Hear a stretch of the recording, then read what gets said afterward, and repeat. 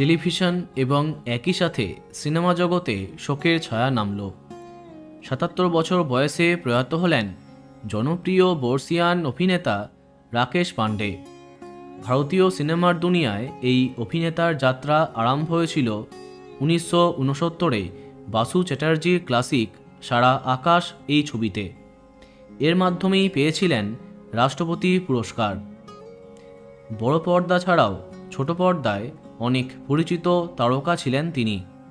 ছোটি বহু, দেহলিজ, পিয়া বিনা, দেবী, পেয়ার কে দো নাম, এক রাধা এক শ্যাম প্রভৃতি ধারাবাহিকে বেশ প্রধান চরিত্রে তাকে কাজ করতে দেখেছে দর্শক।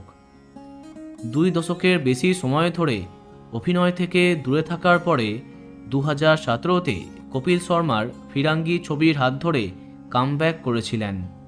জানা যাচ্ছে জুহুর আরোগ্যনিধি হসপিটালে ভর্তি ছিলেন এই বর্ষিয়ান তারকা।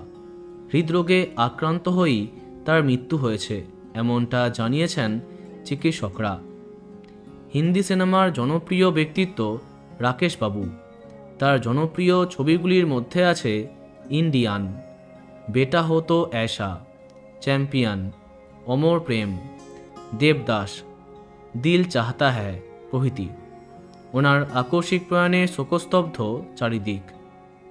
বন্ধুরা, ভিডিওটি এইটুকুই। বাংলা বিনোদনের অন্যান্য আরও খবর পেতে সাবস্ক্রাইব কারেন্ট বস। ধন্যবাদ।